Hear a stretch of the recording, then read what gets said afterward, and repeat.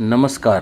एका नवीन विषयासह मी महेश जाधव. मायनी तालुका खटाव येथील हेमाडपंथी महादेव मंदिराजवळ एक ब्रिटिशकालीन दगडी विहीर आहे.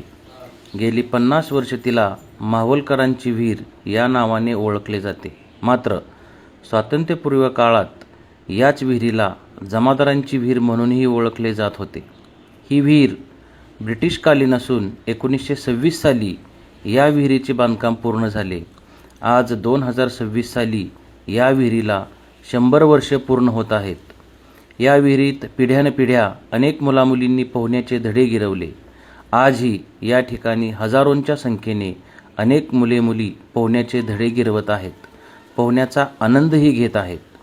त्याचबरोबर पोहण्याच्या शौकीन असणारे या विहिरीत न चुकता पोहण्यासाठी येत असतात. ही विहीर आज आमचे मित्र संदीप पाटील व त्यांच्या कुटुंबाच्या मालकीचे आहे. हे कुटुंब पूर्वी माहुली, जिल्हा सांगली या ठिकाणी वास्तव्यास होते. गेली 50 वर्षे हे कुटुंब मायनीचे रहिवासी असून ते पूर्वी माहुली या गावचे होते, म्हणून या विहिरीला माहुलकरांची विहीर असे नाव पडले.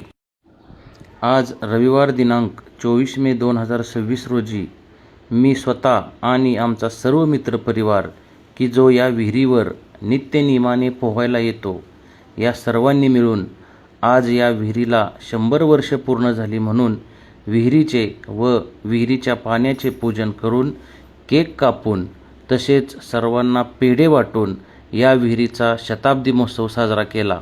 मायनीतील अनेक मान्यवरांनी, ग्रामस्थांनी, माजी विद्यार्थ्यांनी, विद्यार्थिनींनी या महोत्सवास शुभेच्छा दिल्या व आपल्या जुन्या आठवणींना उजाळा दिला. धन्यवाद.